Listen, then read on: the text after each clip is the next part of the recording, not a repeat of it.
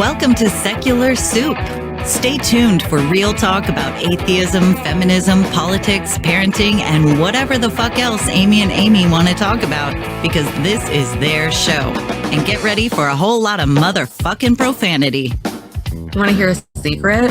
I won't tell anybody. Go ahead. If I sit next to you, I'm going to get gonorrhea. It's going to jump into me. Just two ladies hanging out. Is it okay for me to make fun of his neck waddle if I make fun of my own neck waddle? I'm not sure. That's a real ethical conundrum.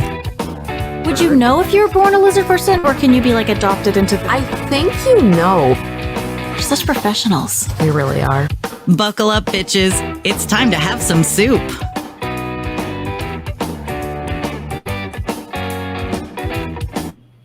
I'm Amy with an I. I'm Erin with an E. I'm abruptly Amy with an I. Abruptly. Well, I was trying to do it with my finger, and I need a mouse to really do it smoothly. Apparently, I just have fat fingers and just slammed on my monitor. Anyway, it's the new year. Yay!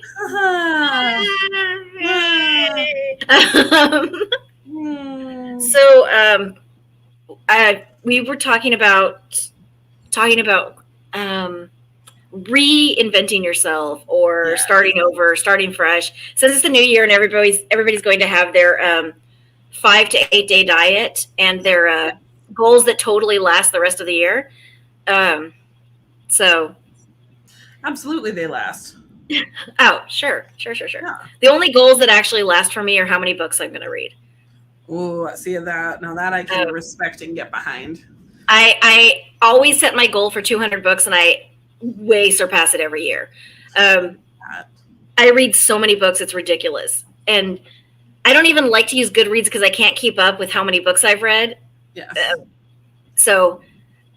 And also, I need to include this book that we're reading for the patrons only. It is.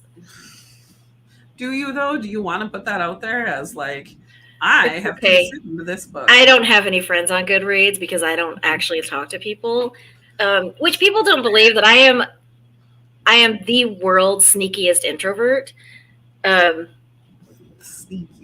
Yeah, because no one knows I'm an introvert, but I have to go into like a stasis before I go into any kind of social event. I have to nap, and I have to stay in my room for a couple days, and then I can go out and go to parties that are amazing and themed, and I have these wonderful, beautiful friends, and it's this fun thing, and then I don't leave my house for a couple days. Yeah.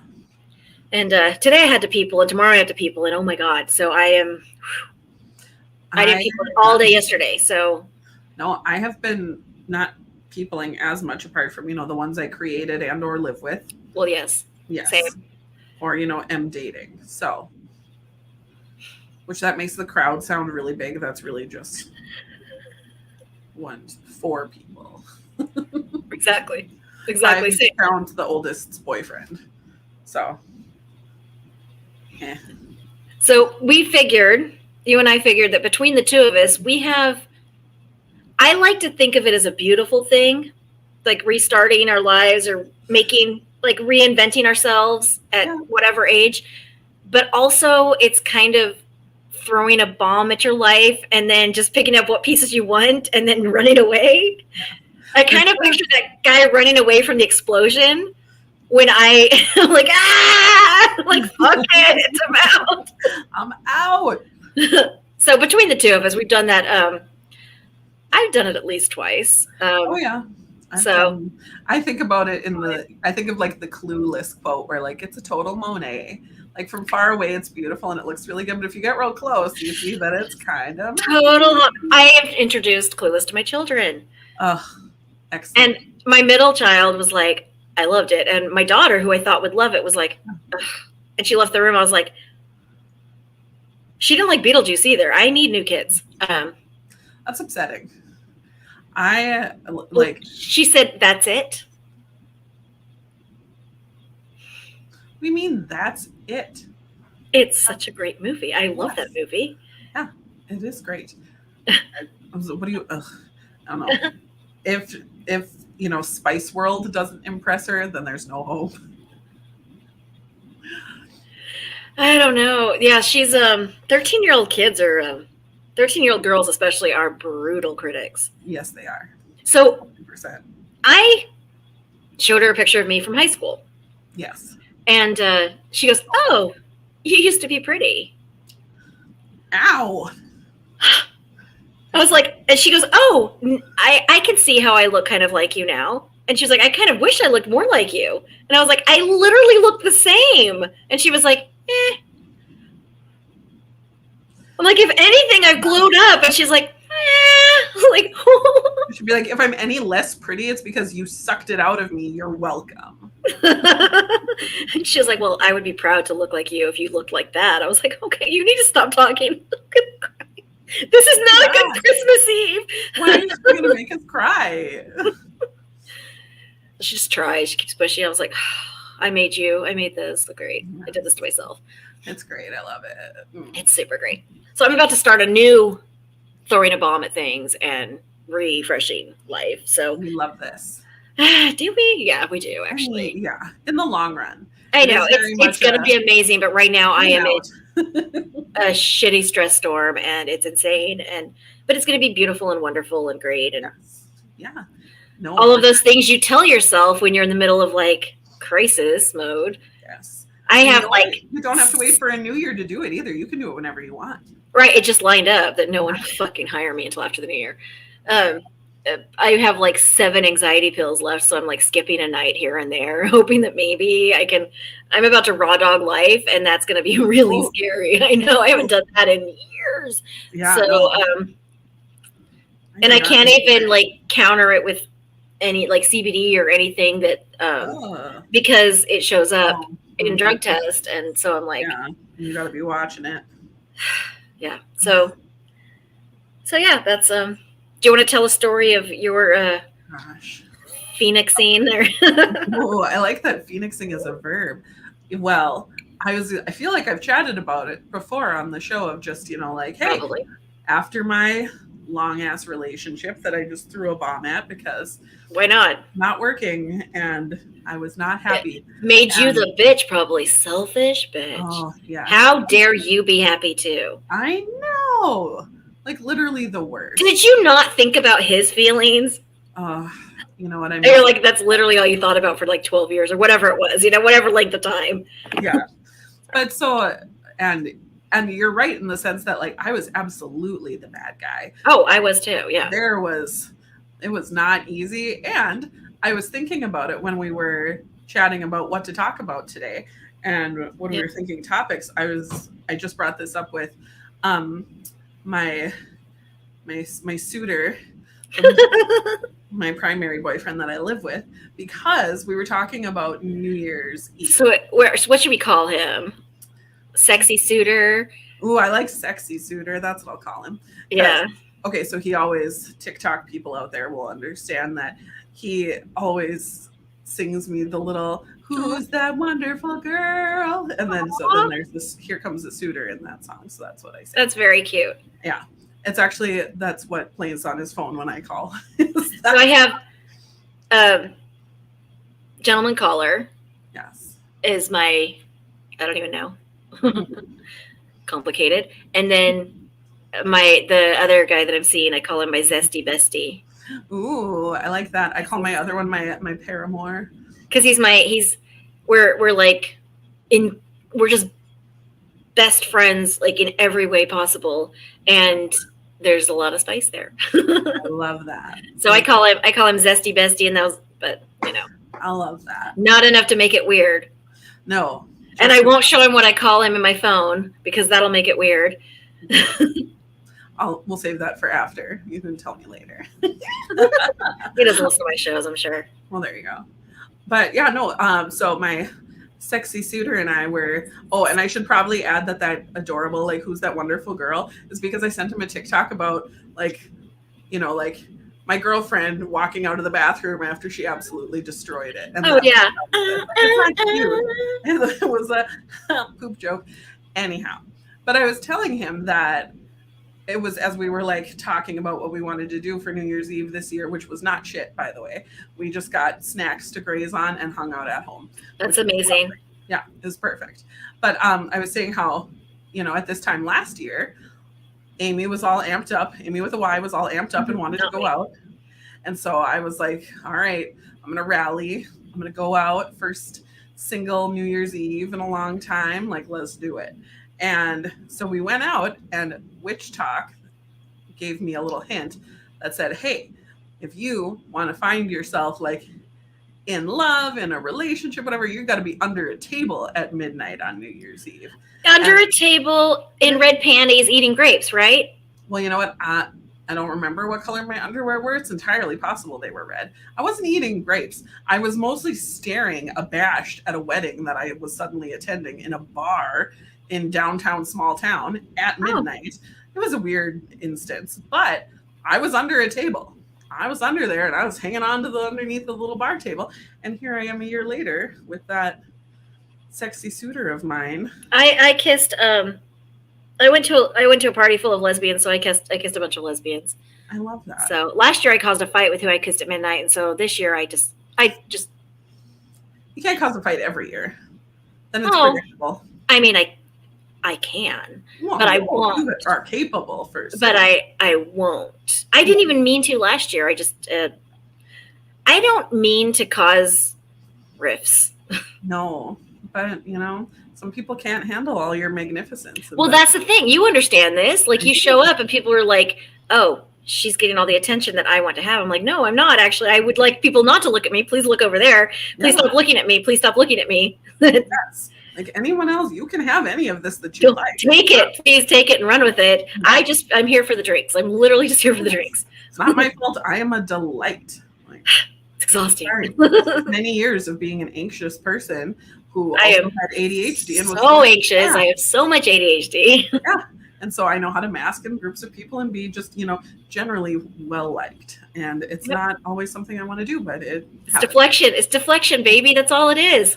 Yeah, man. Smoke and mirrors. Yeah, exactly. But so, yeah, I was thinking like, wow, that's last year has really shifted a lot in that, like, it really has. Fallout, and now different place this year, which is lovely. And I like it. And it takes a while to find that stride.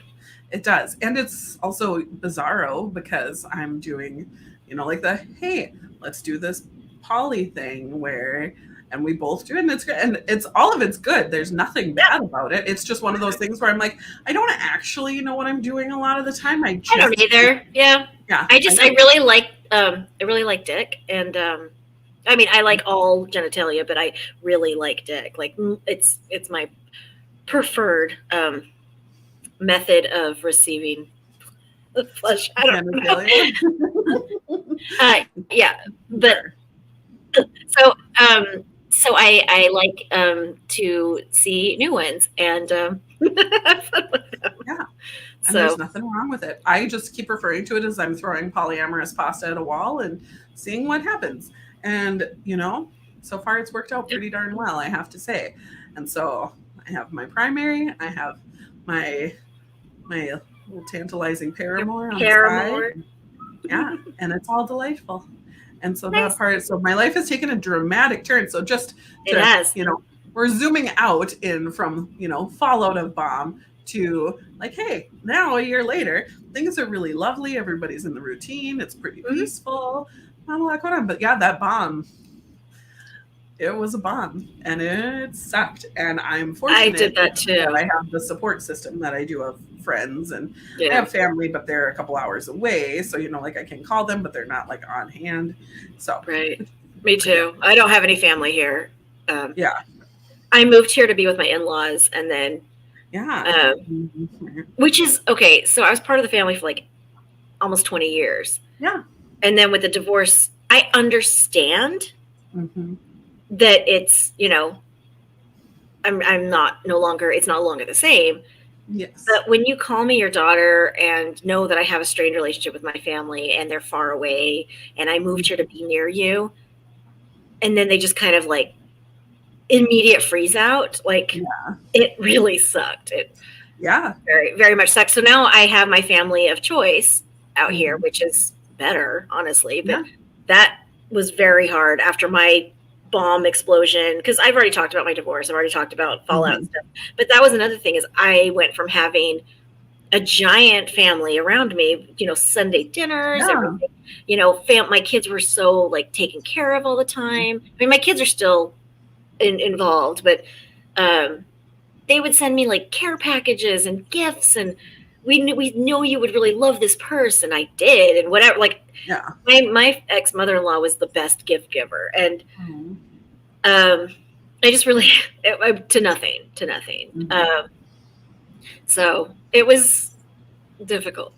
Yeah, I respected it because it's their family member, but also drastic because it was such a change of attention. Yeah, absolutely. I had just mentioned that the other day that I've tried really hard to like not like maintain communication, but just a little bit of connection, with like happy birthday, happy whatever holiday it is. And then this year, like, I was like, I'm not going to send the text because why am I doing it? Like, right. And so then to also not have done it and then also not received anything was like, exactly confirmed, like, yep, I'm fine not doing that because, it's not clearly something that anybody else from my former family was thinking about. And it sucks because it hurts. I was a member of that family for so long. My mother-in-law made such a big deal about calling me her daughter. And I've talked about it several times on the show. I do have like a very complicated relationship with my own mother, and it mattered to me. It really mattered. And then just the coldness. And I don't expect her to be the same, but also I wanted to be heard a little. Yeah. Like for someone to reach out and say, hey, why is this happening? Instead of just believing him that I was this awful, horrible person. I wouldn't even shit talk him. I would just say, hey, we've grown up. I got married at 19. I'm now 38, 27, obviously. But no, I'm like, this needs to happen. It's like, we've obviously outgrown each other. And I really like how I caught that. And it's so smooth. No one will even catch the real age. And that the fact that was 7 years ago. But so so, but no, it sucks. It's hard.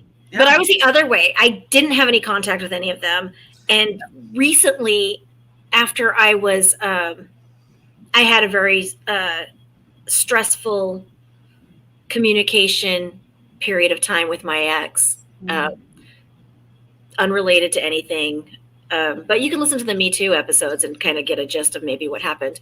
And so I reached out to my former sister-in-laws recently. Like I haven't spoken to them in 6 years, and I reached out to them and found out that I had been basically shit talked about for years, and they didn't believe it. They thought that I didn't like them, and I had moved on from them, and I was blaming them for not defending them or defending me.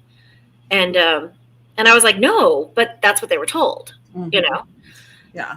So I recently reached out to several of them and now have good communication with them. Well, that's good. So, yeah. Sent them my show,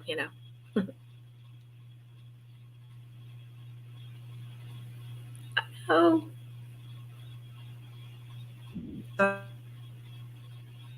That's nice. You got frozen for a minute. There we go. I blame Minnesota internet.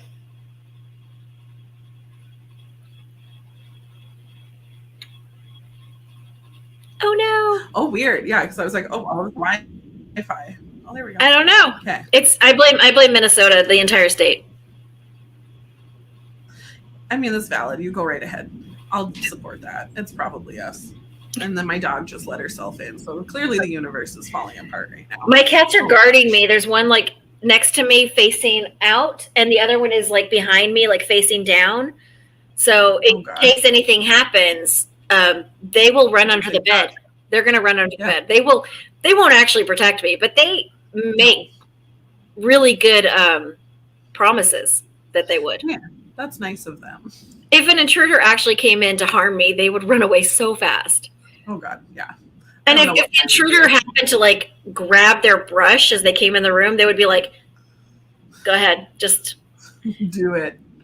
Pet me as you murder her. Just if you have one hand stabbing and one hand brushing, it's fine. We're good. We're good. I love it. But yeah, so I just had the one former sister-in-law-ish because I was never actually married. But right. But you're part of the family. 100%. Yeah. And like I chat with her every now and again, but it's really about like if I have the kids one weekend when something's going on and she's like, hey, can they come for this? Which I'm always I do that too. Yeah. Like, absolutely they can. Of course. We will make stuff happen. My ex will tell them Amy won't let them come. And so I'm like, yes, I will. Like the kids will be like, well, the grandparents are in town and we know that you won't take us. I'm like, yes, I will. I would totally take you. Yeah. I will take you. But usually we just switch weekends, which also works in that way. You know, I don't actually have to deal with it, which I would rather not. But so he's the oldest of 9 Mormons. And then, he only has one stepbrother. So I have 8 sister-in-laws because the stepbrother was also married. I am I'm very close to his ex-wife, the other brother. We call ourselves trauma sisters because we have a lot of shared experiences because we married brothers. Yeah. We talked about things. We compared notes and we're like, holy fuck. And then, so there's 7 sister-in-laws and I'm still in touch with about 4 of them. Okay. But the other ones I didn't like when I was married. So there you go. So when they unfriended me, I was like, oh no. Oh no. Oh no. And then when my former my former mother-in-law unfriended me, I was like, yeah, that tracks. Mm-hmm. Like I wanted her to be my mom. It mattered to me, but then I realized that she never actually liked me. Yeah. She used to make comments about how I made her feel stupid. Because I was always in school. Like when I was having babies, I was in school and I was getting degrees while I was, raising my babies. I've talked about that before because I'm just type A and that's what I did. And she was so bothered by this. And like the books that I read and the things that I talked about and the things that interested me, like she was always like, you just go around trying to make me feel stupid. I'm like, I am not. These are just my interest, and I'm sorry that you feel that way. That is never my intention. Right. Believe it or not, it has nothing to do with you. And also, no one can make you feel stupid. If you're stupid, you're stupid. Sorry. I mean, facts. I don't think she is, though. I never thought she was. I thought that she was just very self-conscious about the fact that she didn't finish, college or anything. Yeah. But that's not my fault. Like no, and nor is that a precise measurement tool for your intellectual. God no. How many? Okay. How many people do you know with degrees that are absolute idiots? Oh, so many. So many. So many. I'm not going to say especially nurses. Have great jobs. Like. Oh, yeah. Like, my ex-husband has a GED. Yeah. Makes a shit ton. And then, like, my zesty bestie. Yeah. Doesn't have any college degrees. Yeah. Has an amazing job.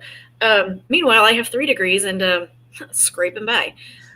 Yeah. Well, I'm finally in a halfway decent place now with the job that I have. But, Texas is really good thing. Dark.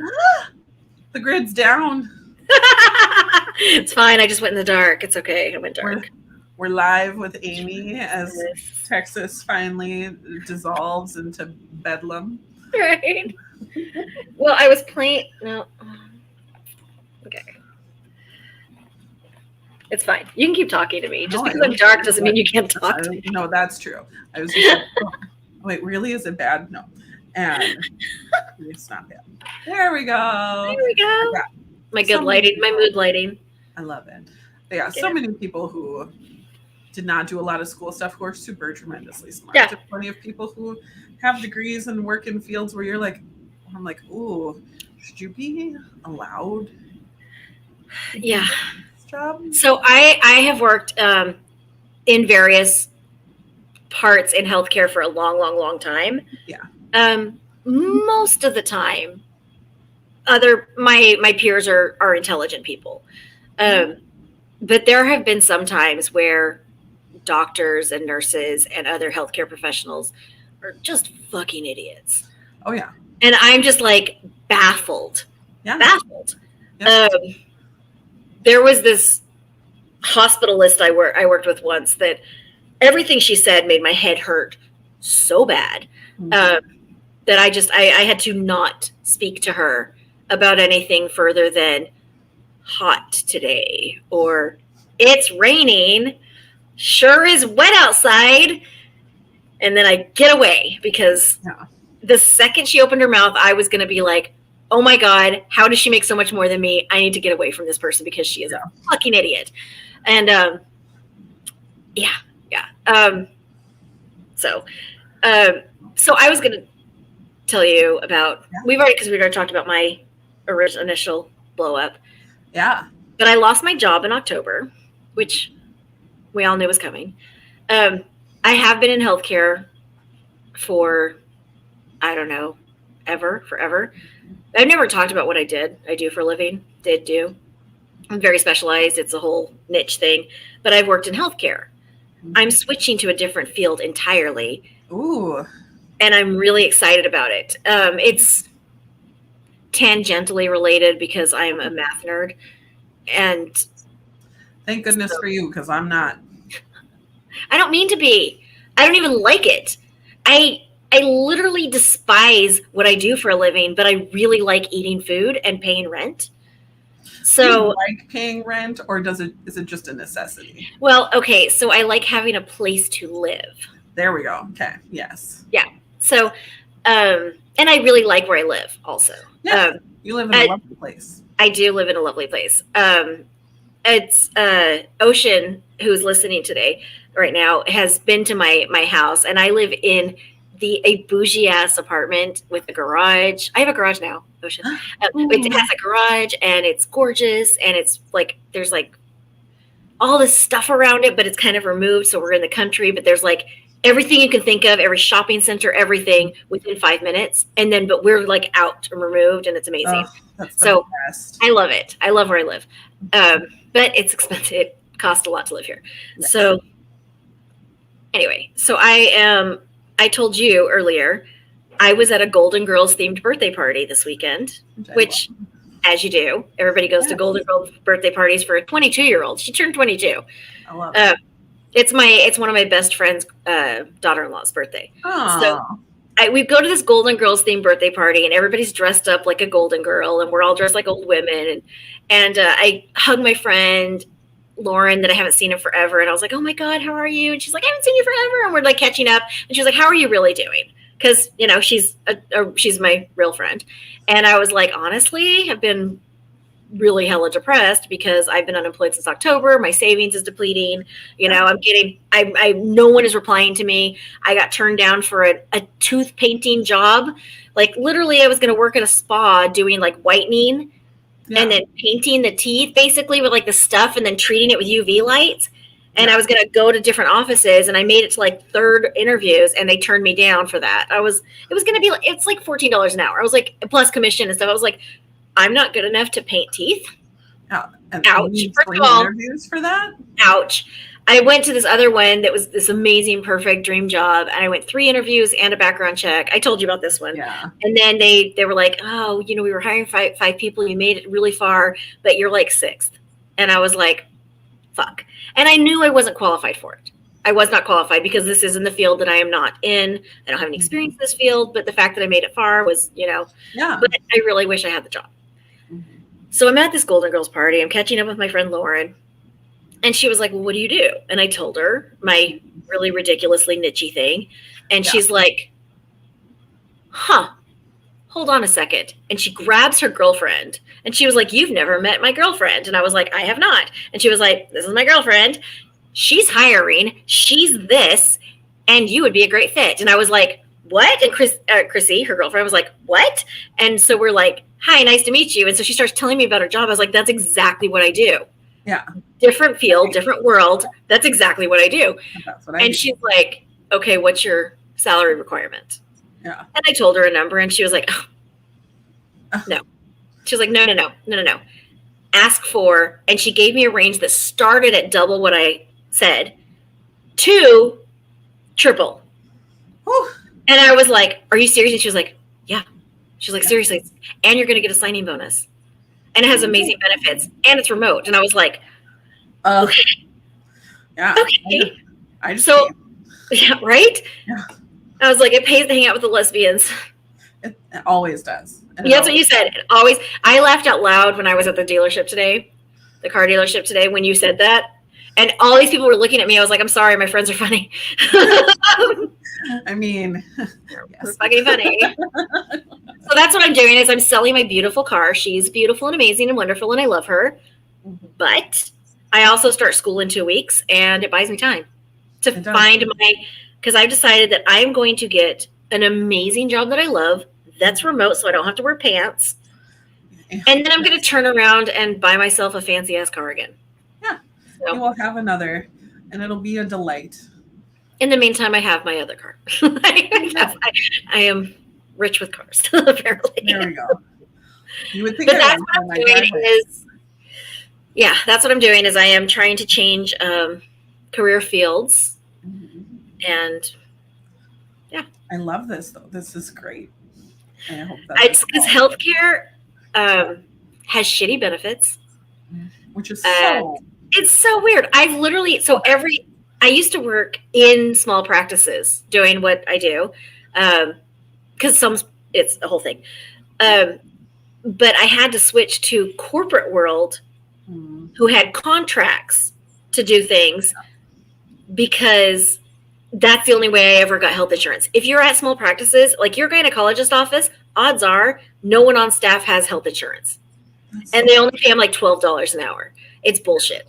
Yeah. So even like the office manager, like she's probably making $15 or $16 an hour. It's bullshit. So you don't get paid well. You don't have benefits. Even if you're someone that goes to different offices and whatever, like auditors or whatever they are, like any kind of numbers people, they do not have benefits. So I'm switching over to the financial world entirely because I'm like, fuck this noise. Fuck this nonsense. So as people should be, because obviously in some situations, there's not a lot of wiggle room we have there, but I do. These places that are, oh, hey, we're going to run this practice and have no benefits and none of this, why do you deserve to exist if you can't? Right. Either that or run it yourself. I know that that's probably really limited because I don't run my own private practice. And so I don't know what I'm talking about. Well, I'm very adamant about providing your employees a something living wage and good benefits. And it has to be a living wage for where you live, because a living wage in rural Iowa is different than a living wage where I live, which is North Dallas. Yeah.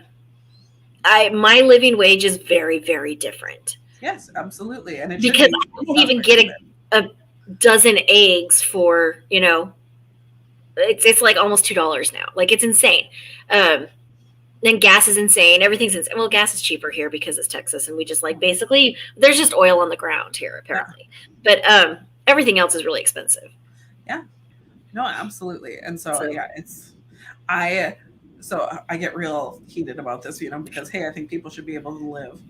But you liberal snowflake. I know. What is it? Cuckold fuck? It's a whole thing. Liberal snow. I don't even know.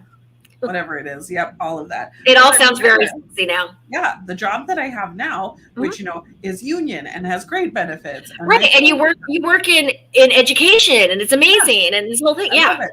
Yeah. And I remember that after I got insurance when I was new, and then I was like, because I was still, managing a family of 4 on just my income at the time. And so it was better, but still you're managing every penny.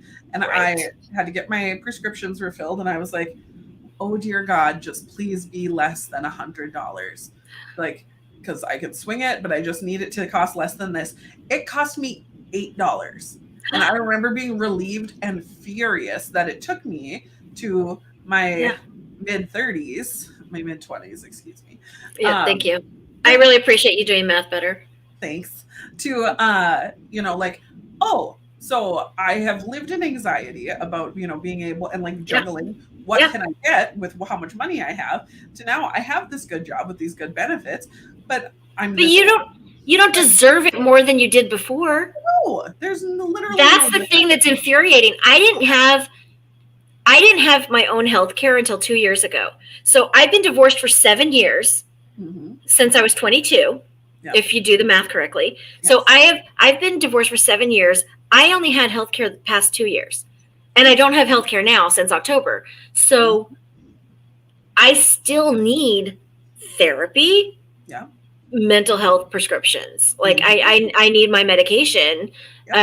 So I can, sleep and not freak out and do my trauma work and whatever. So, it's this whole thing. I'm not more deserving when I was working. No. So that literally does not change. And no, it's really, really shitty, actually. It is. And I spent a lot of time working in the nonprofit sector, and it's the worst. And mind you, I was doing good work. I loved what I did. Exactly. I did the same thing when I was in healthcare. I loved working in small practices. I loved it because you really get to know the patients. You have a good rapport with the doctors. You have usually, if you work in a good practice, because I've worked in good and bad ones, you have a really good, like, it's literally family. Like you talk to these are your best friends. You talk to them all day. It's amazing.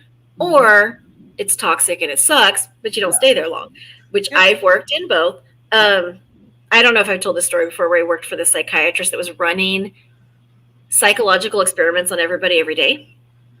No one knew this. Even better. It was, I could do a whole episode on her, but it was very interesting. It was really interesting. I worked for her for about 6 or 7 months. Okay. And I left because I was like, this is not okay. And I wasn't making enough money for that shit. Oh God, no. I mean, pay me more if you're going to run experiments. So she gave everybody an IQ test during the interview. Because it's a psychiatrist practice, and I guess she wanted to make sure we were good enough to work for her.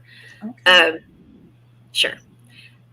But then, so I was the last person to join an office that had been established for about 10 years. So they were this practice. There were a couple doctors that were new here and there, and they didn't need my specialty until about 9 or 10 years in. Yeah. Because it's niche and this whole thing. Mm-hmm. So they hired me on as this new person, and they were cross-training me to also take over the office manager's role. And there was someone else that was already doing that. So it would be removing her position. Yeah. So instantly I was head to head with her, but I was just new. I was like, I'm just the new person.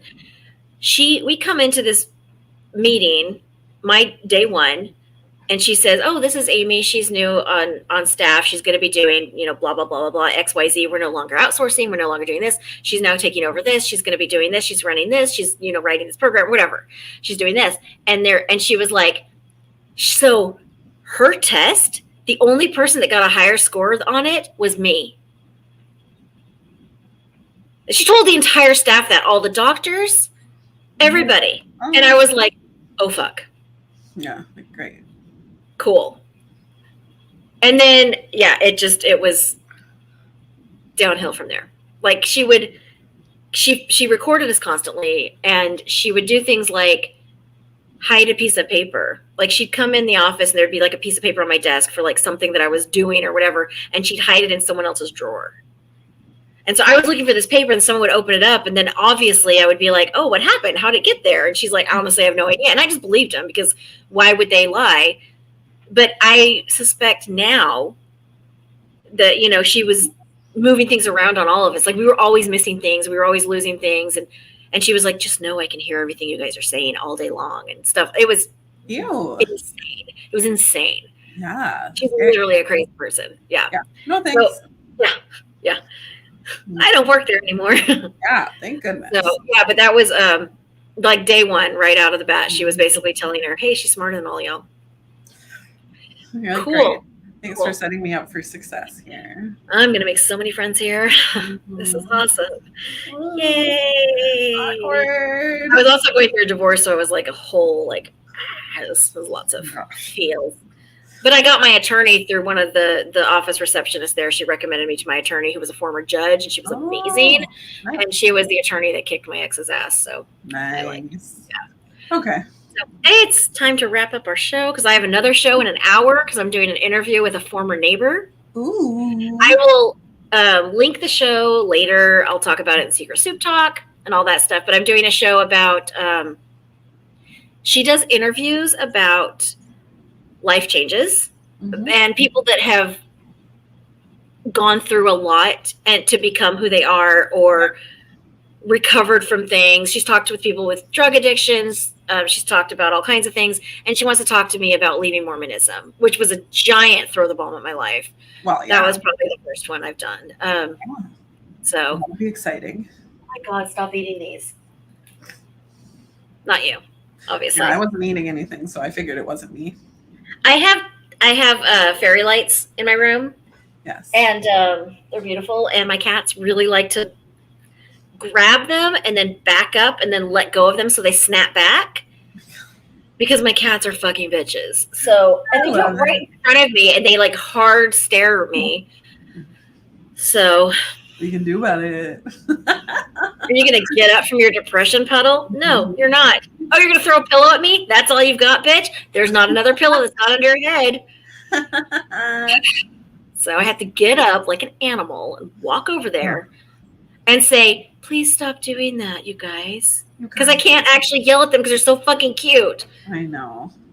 Mine are ridiculous. I can yell, but then I feel bad and I have to pet their head. Do you see that? Yeah, where's mine? I can hear her. Rory, come here. We'll do a little Rory introduction before you go. Come here. Come here. Because look at this baby. Look at this baby. How could you be mad at this face? That's such a good face. You broke them. Fucking bitches. Oh, stop. No thanks.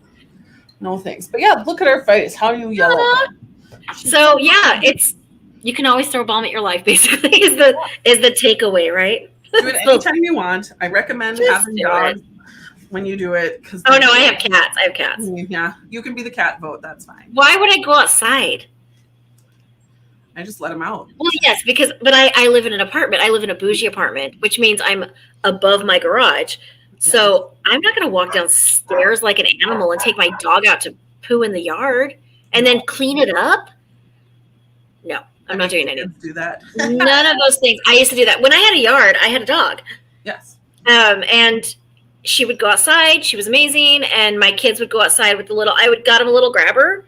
Yep. And they would just go and grab her into a Homer bucket from Home Depot. We're good. We're good. We're solid. But cats, I live in an apartment, so cats. Yeah. And that makes sense. So, All right. Right. Have fun with your other podcast friend. I will share all the links and we'll talk about it when I'm done. And it's awesome. That sounds amazing. Yeah. Right, bye. Bye. See you later.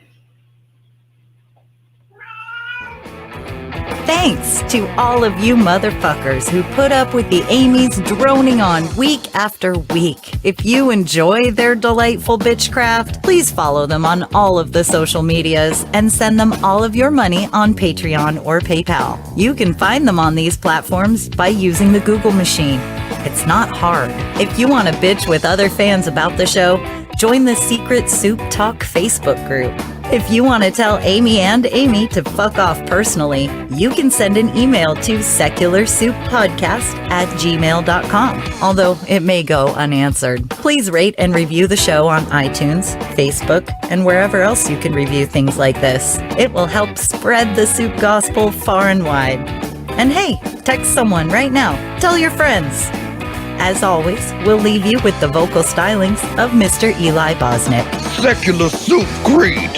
Soup is the ultimate virtue. It's delicious, nutritious, patriarchy smashing, racism fighting, warm and fuzzy, human affirming, fun having, anti-theist, glitter throwing, tummy satisfying, pair of new shoes fulfilling, diversity seeking, happiness. minestrone, beef and barley, chicken broth and split pea, gazpacho, tomato, clam chowder and potato, chicken noodle, beef noodle, egg drop and ramen cup, miso, gumbo, leek and pho. Grab a bowl and taste the magic. Slurp even this.